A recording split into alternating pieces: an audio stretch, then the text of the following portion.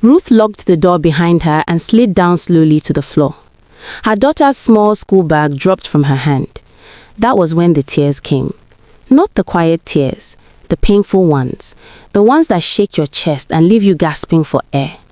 She cried like someone who had been holding it in for too long. She cried for every time she loved. She cried for every time she was rejected. She cried because no matter how good her heart was, people only saw one thing. She has a child. She remembered the words clearly. They wouldn't leave her head.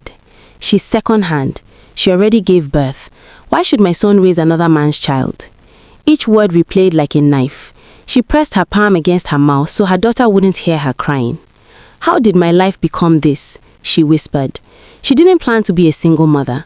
She didn't wake up one day and choose heartbreak. She was young. She trusted the wrong man. She believed love would stay. But he left. And now she was paying the price alone. She stood up, walked to her daughter's room and watched her sleep. Small chest rising and falling. Peaceful, innocent. Tears rolled again. "Is loving you my crime?" she asked softly. "Is being your mother why no one wants me?" She remembered all the men who came and left. Some disappeared the moment they heard the word child. Some stayed until they saw her daughter. Some said, "I love you, but I'm not ready to raise another man's child." As if her daughter was a burden, as if she was damaged goods. She hugged her knees tightly. "How many times must I be rejected before I'm allowed to be loved?" she cried. "How many times must my child be the reason doors close in my face?" Her phone buzzed. A message she didn't open because she already knew. Another excuse, another ending. Ruth wiped her face and whispered something through her tears. "I am not broken. I am not used. I am not less." She looked at her daughter again. "If loving you means I will be alone, then I will be alone," she said, voice shaking. "But I will never trade you for acceptance. I will never apologize for being your mother." Her heart was tired, so tired. But even in her pain, one truth stood strong. A woman who carries a child alone carries more strength than the world understands.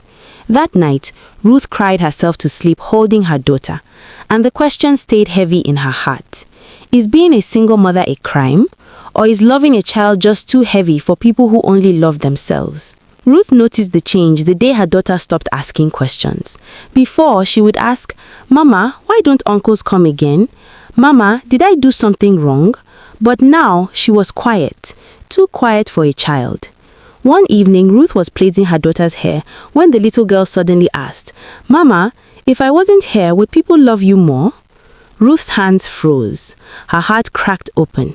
She asked, trying to keep her voice steady. The child looked down. "Nobody," she whispered. "I just hear people talk." Ruth dropped the comb and pulled her daughter into her chest. Tears soaked her child's hair. "No," Ruth cried softly. "Listen to me. You are not the reason people leave. You are the reason I survive." But that night, when her daughter slept, Ruth cried again.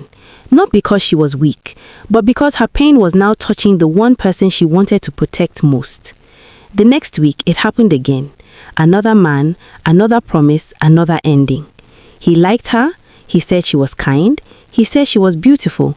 Then he met her daughter, and everything changed. "I'm not ready for that kind of responsibility," he said. "You understand, right?" Ruth nodded. She always nodded. But when he left, she whispered to herself, "How many times must I understand, and no one understands me?" At the market, women whispered, "There she goes. That's the one with a child. She's still looking for husband." Ruth walked with her head high, but inside she was bleeding. That night, she stood in front of the mirror. She looked at her face, her tired eyes, her strong body, her worn heart. "I am not cursed," she quietly said. "I am not damaged. I loved once. I stayed. I raised my child." Her phone rang. It was a message from a man she had stopped replying weeks ago. "I am sorry," it read. "My mother said I should not marry a woman with a child." Ruth dropped the phone. She laughed, then cried, then laughed again. So, it's not even the men anymore, it's the world. She knelt beside her bed and prayed not for a husband, but for strength. "God," she said, "if loving my child means I must walk alone, give me the strength to walk proudly. But if love still exists for someone like me, let it come without shame. The next morning, she woke up differently. She held her daughter's hand tighter. She smiled more, slowly, carefully. She stopped chasing love that required her to abandon her truth. And for the first time, she asked herself a new question. Is it really love if it demands I reject my own child? To be continued. Episode 2. Show Ruth choosing herself fully before love comes. Thanks for watching. Please follow, like, share, comments.